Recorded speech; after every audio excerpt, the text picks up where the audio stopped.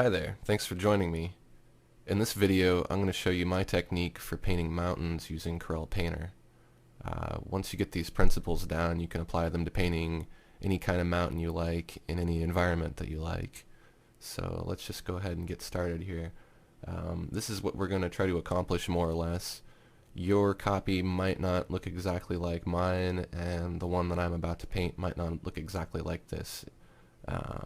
Each one is going to be unique, and that's the good thing about it.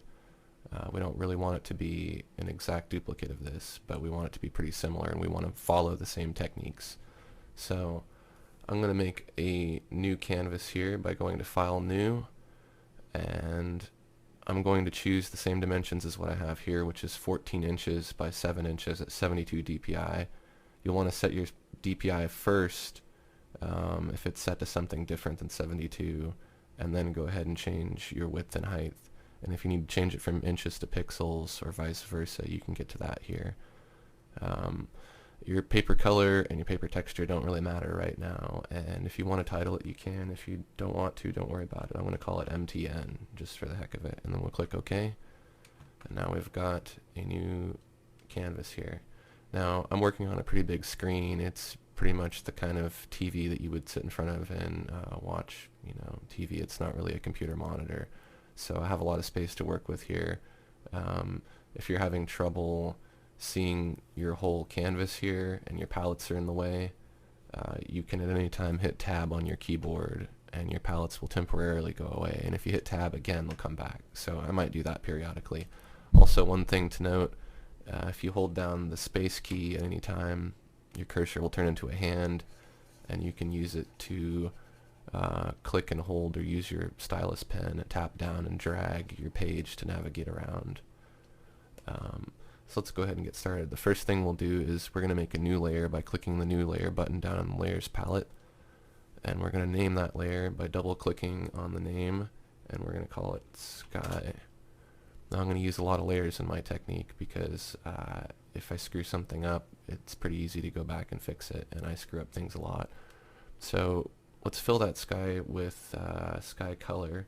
So we're going to take the paint bucket tool here, and we're going to pick a sky color. So when I pick color, I like to pick from the hue ring first, and I think my sky is going to be somewhere right here, and then try to find the exact color I want, and I think I want it a little more towards indigo, something like that. And then we tap to fill.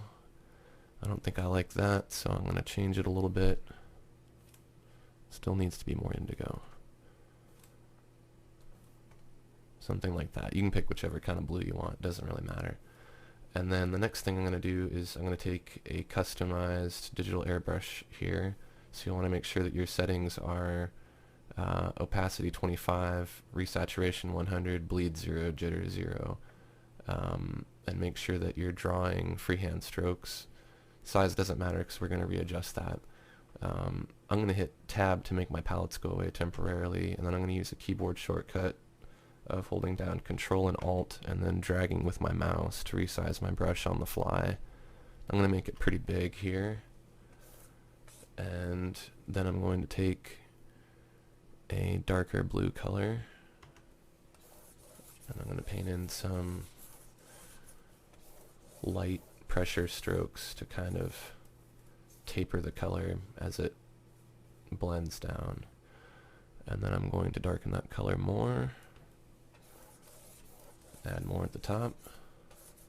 So we have this gradient of color that goes down. That's what we're going for. And then I'm going to hold down the Alt key to get my color sampler, and I'm going to tap here to sample this color. And I'm going to lighten it, and I'm going to put in some lighter area here towards the bottom. And this will kind of be right around where the horizon might be. And then I'm going to go to yellow here, and I'm going to make it almost white. And I'm going to put in a little of that, and that'll just kind of make it pop a little more. And I think that's all we need for our sky at this point. So let's make another layer now by clicking on the new layer button in the layers palette, and we'll double click on the name, and we're going to call it MTN for mountain.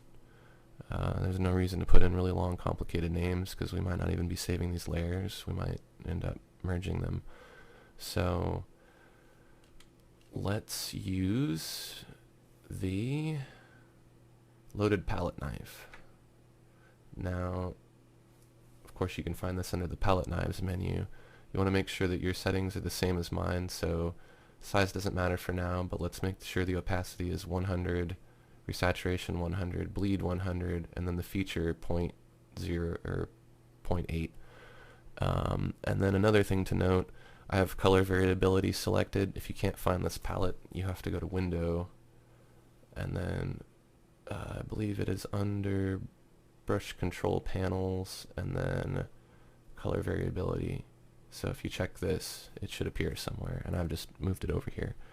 Now, color variability will change the color of your brush in different ways, so it kind of lets you add multiple colors at once. I'll just show you how it works. I'm going to crank this up to 43. I'm going to do a test stroke here. I'm going to pick yellow. Now with this brush, it makes kind of rainbow things, which isn't really that useful, but for other brushes, like the scratchboard tool, it just kind of changes the color of your strokes.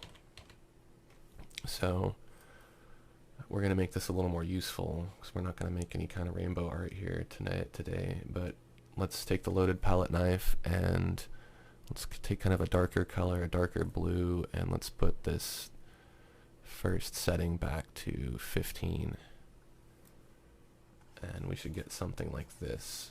So it's just going to look like a dark color, and it's not going to look like it's really doing anything, but trust me, later when we blend it, it'll make it really cool. So using a pretty good sized brush here with our palette knife, let's start our mountain. Now this is going to be our horizon right about here, so we want to kind of start a little bit above that and make some triangular or kind of pyramid hump shapes. And don't go all the way down. Go down about almost to where this white begins. And let's make maybe 3 humps here. Because the more humps you make, the more humps you're going to have to detail. So let's just keep it kind of minimal for now. You can, once you get this down, you can make any kind of mountain shape you want. I'm making my brush incrementally smaller. I'm using that same shortcut by holding down Control and Alt and dragging, or tapping down and dragging with my pen to get a smaller brush so that I can make these finer shapes on the edges of my mountains. And once you get something that you like, we can start shading it. I think that's good for now.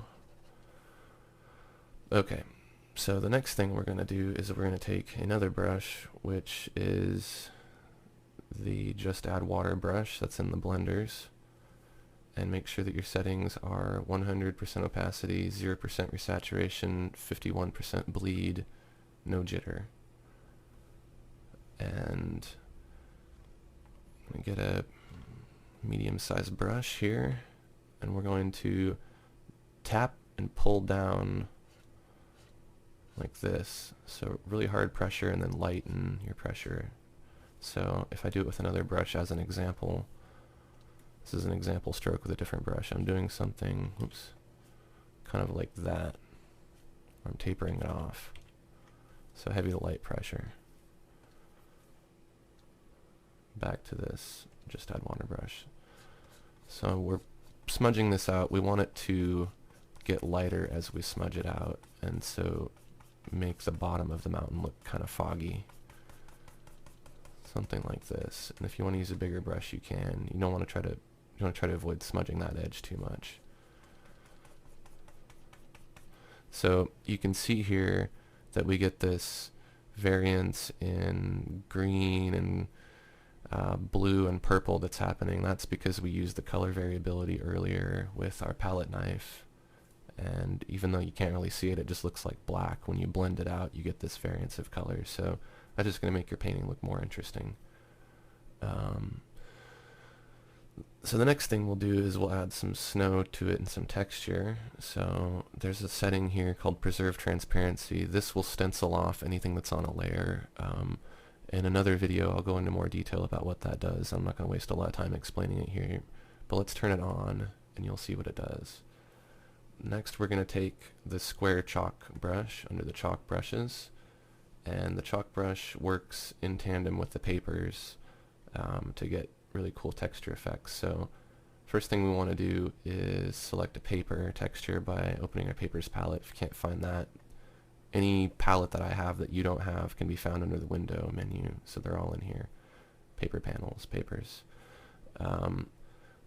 Click here to select a paper. Let's take simulated wood grain, and you want to crank the paper contrast setting all the way up, as well as the paper scale, and then paper brightness you can leave at 51. So when we make a stroke now, I'm going to show you an example stroke. You can see here it picks up that texture. If you press lighter, you get more texture, and if you press heavier, you get no texture. So we want the lighter.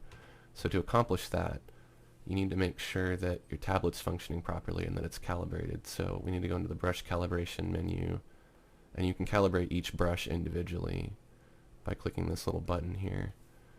Now what we want to do is we want to make sure that no matter how hard we push down with our stylus pen, that we're going to get a minimal pressure. So push down really hard as we can, make a really thick stroke, and go okay.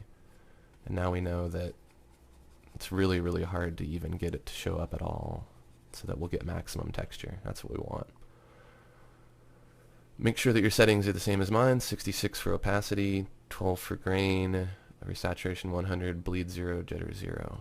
And let's put our color variability up to 9, and let's pick a blue color here, and an almost white, a very light blue.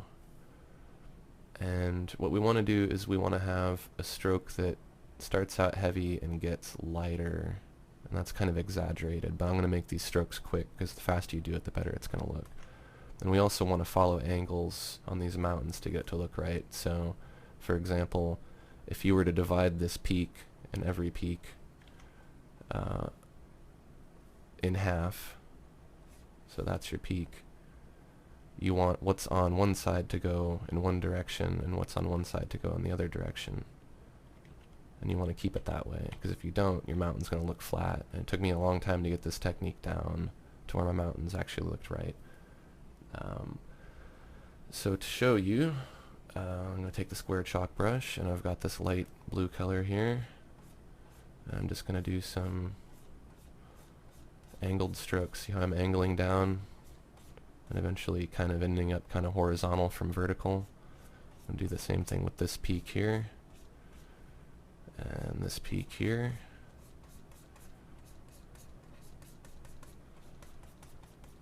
Okay, so we have our part of our highlight side. Our light's going to come from over here on the right, and so we're going to put some shadows on the left side. So let's sample by holding down the Alt key this blue color in our sky, and let's shift it to the left. So we're going to make it desaturated a little bit, a little more gray.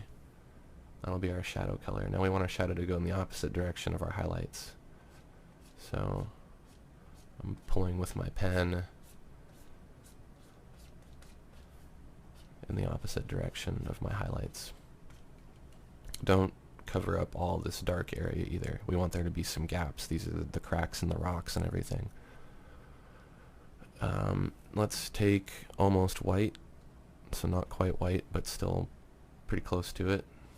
And let's use a little bit of white here, sparingly. And then now let's change the paper scale and the paper contrast to about the midpoint here. So take it down about halfway each. This is going to make the texture smaller with our chalk. We'll make our brush a little bit smaller too. And I'm using these quick, heavy to light pressure strokes so that the texture kind of tapers off.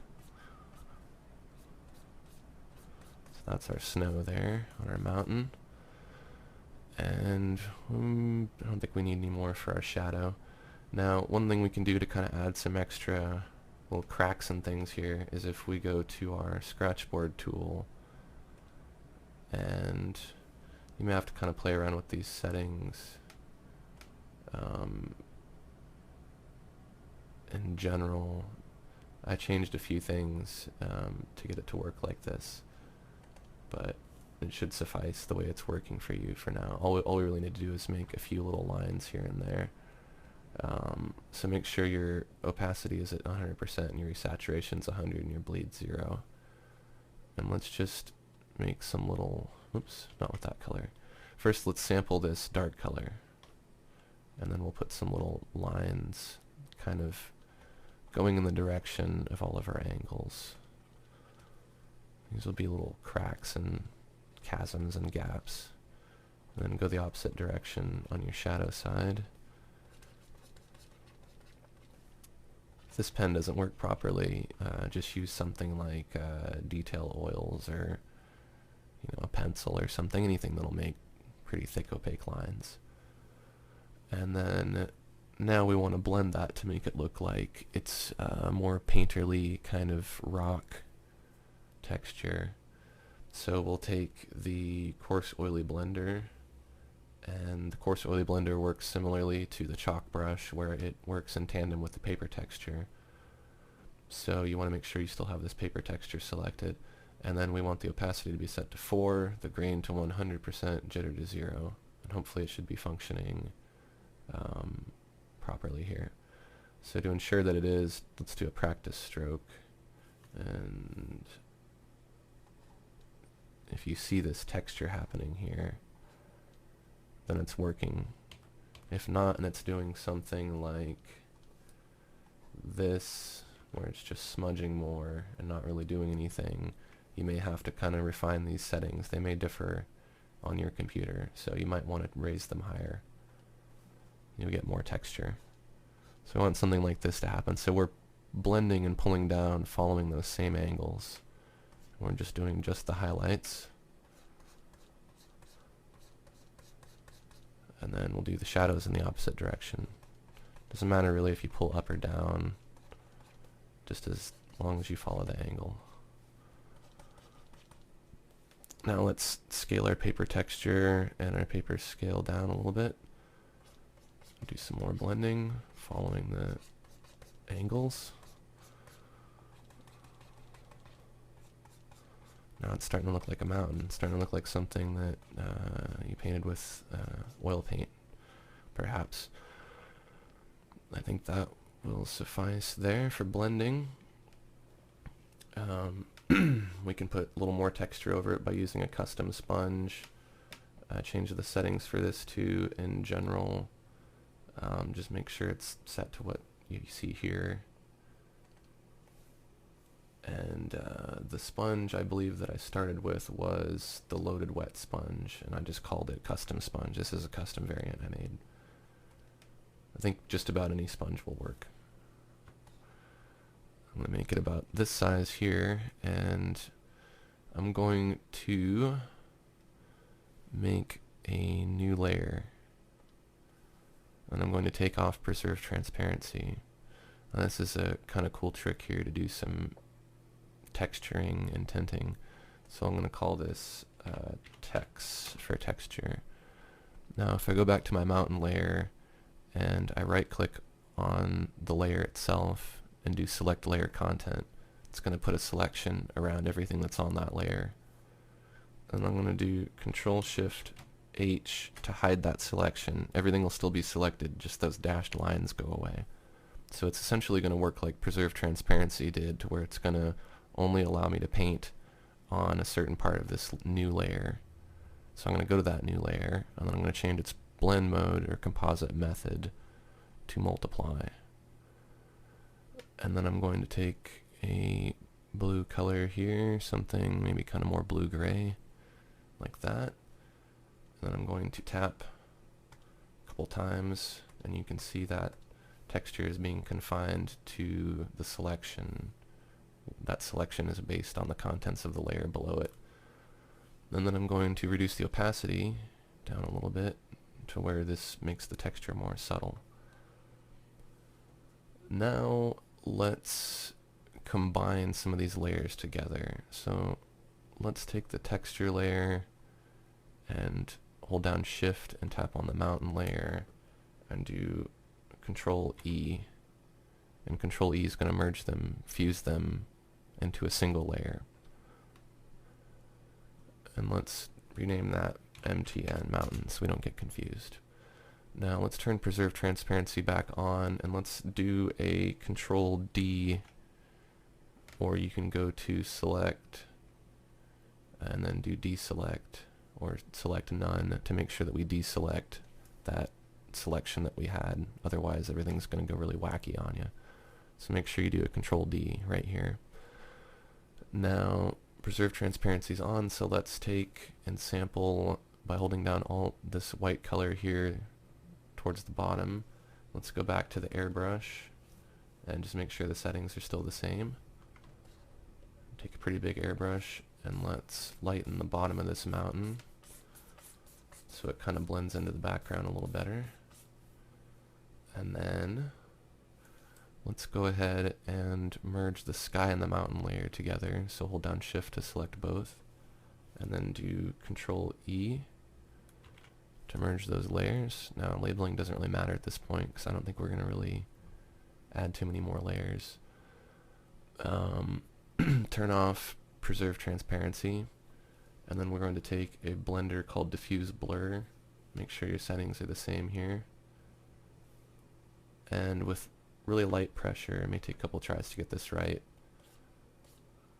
blend with the angles from the bottom up. So shadows are going one way, highlights are going the other. Towards the top, don't blend it as much. And I'm using really light pressure. Something like that.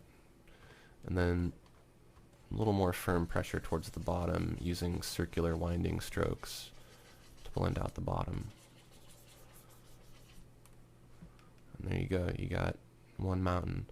Now, to make it look a little more realistic and more like our example, let's add a couple more peaks in front. We'll do these a little faster. I won't be so slow about this.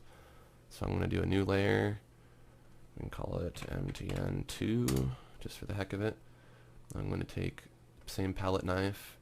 I'm going to sample this really dark color here, the darkest one I can get, and I'm going to make it a little darker for the mountains we put in front of it. Make sure I still have this color variability on, and then I'm just going to put in some really quick mountains. And you can see if you're not teaching people how to do it, you can actually do it pretty quick. And I encourage you to just keep painting mountains like this. Do several different drawings, try some different colors. I've been painting mountains for a few years now, and it wasn't until pretty recently that I actually found a technique that works and that is easy to do. And then just add water brush.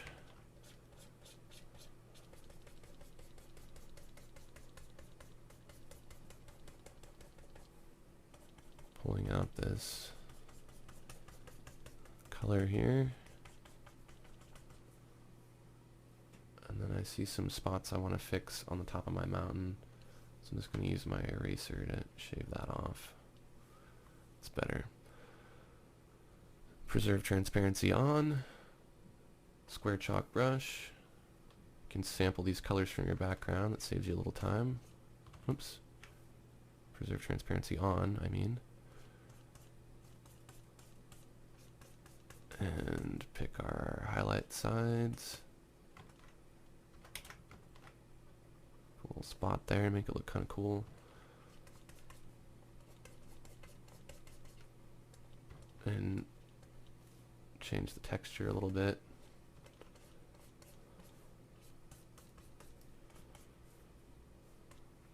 And then sample our sky color. Make it a little more gray to dull it down. Do our shadow color going in the opposite direction. And then let's take almost white. Put in some snow here. Now the foreground ones can be a little darker. And then we'll take any kind of line making brush. I use the scratchboard rake tool and put in some craggly, jagged little lines here to give it some character, following the angles.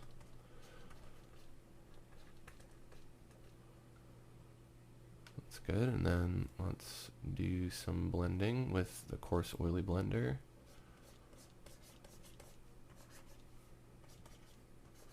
When the texture is really large, it doesn't really seem to do much, and as you make it smaller, it has a little more influence.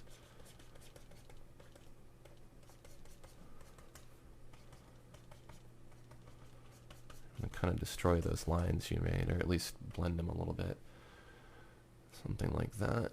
Let's add some texture. So turn off preserve transparency, right click on the layer, select layer content, hide the layer selection by doing Control-Shift-H, add a new layer, call it text, just so that you know what you're working with. Change the blend mode to multiply, pick a blue-gray color, sponge tool, tap to add some texture, turn down the opacity to get it looking more subtle, and then let's select both these layers together by holding Shift and do Control-E to merge. And we'll take the airbrush and we'll sample by holding Alt this white color here. And lighten the bottom. Oops. Okay, so this is what happens if you forget to do a deselect. It's still selected, so it's going to look wacky. So even I forget to do this, and I paint a lot. So go back a couple, do a Control-D, because you can see the selection's still there if I show it, and do a Control-D to deselect the selection. Now it'll work as it's supposed to. And you can lighten the bottom of the mountain without it getting all psychedelic on you there.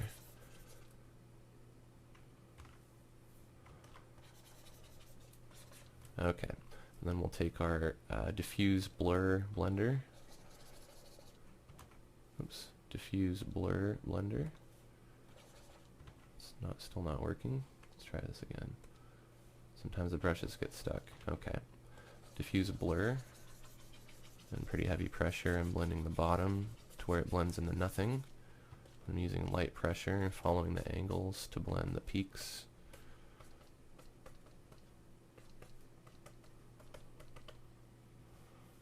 Okay.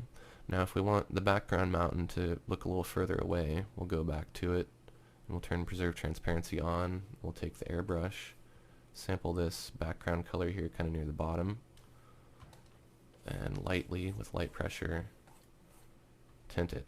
Now it goes way into the distance. Now if you want to make the foreground mountains look a little more distant, do the same thing to them. Whoops. It's my brush malfunctioning there. Okay, so there you have it. And now let's just flatten everything down to one layer. And before you do that, if you want to save a copy, just for example's sake you can, but in this example I'm just going to flatten it. So let's do layer drop all. I'm going to be able to blend everything together. And let's take our coarse oily blender and we'll just go along the bottom using winding circular strokes to kind of make something that looks like some rolling clouds or mist. And then we'll blend over that with a diffuse blur. Now you can see all these brushes are brushes that I use repeatedly, and they're really the only brushes I use for just about any painting. It's a really versatile set. You don't really need all the brushes that Painter comes with. You only really need a few depending on what you do. So it's good to save custom brush palettes, and I'll show you how to do that in another video. But this should work pretty well for showing you how to paint mountains. Try it with some different colored mountains and different colored skies. Your shadow color should always be your sky color. And there should always be some kind of tint within your snow color of the sky if it's going to be snow, and if it's not, if it's stone, then it kind of doesn't matter too much.